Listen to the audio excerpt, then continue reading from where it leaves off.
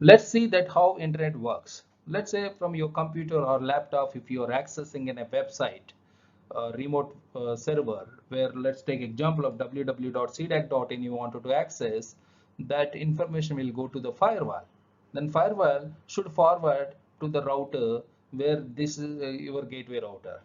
From gateway router, where to forward, how to forward, it only can understand IP addresses.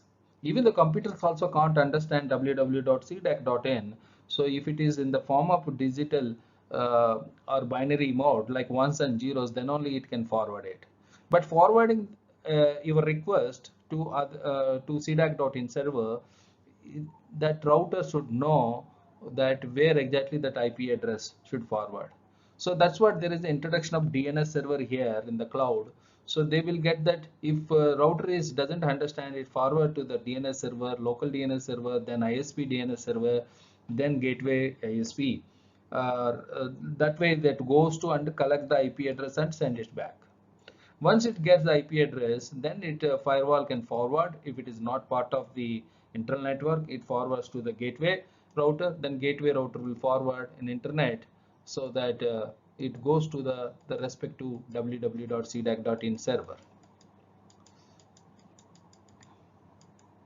So this particular web server, whatever the page you are requesting, it will come reach. So what exactly you required when you are accessing internet? A browser, an IP address. If you don't know IP address, you just give a name of the website which you wanted to access, and it will go to the DNS server. So the DNS server at the ISP level, they may be knowing about the IP address of that server which you are requesting. Then they will send it back to you, and then your router can forward back to the respective server and get in a page. This is one way. The other way is basically is that any request if you are doing, like http www.cdac.in, so immediately it won't access the pages. So the computers who are each other will talk to on based on three-way handshake. So they understand each other that particular server is there available or not. But anyway, in the technical part which we will learn what is exactly three-way handshake. But however, if you wanted to work on internet, this is where required. For naming conversion to the IP address, you require DNS server, and your request should be routed. And if you are having the firewall filtering of that data, so one example is that as we learned before, the firewall looks about that where you are forwarding the request. If it is internal network, immediately internally it pushes it, otherwise it pushes to the gateway router.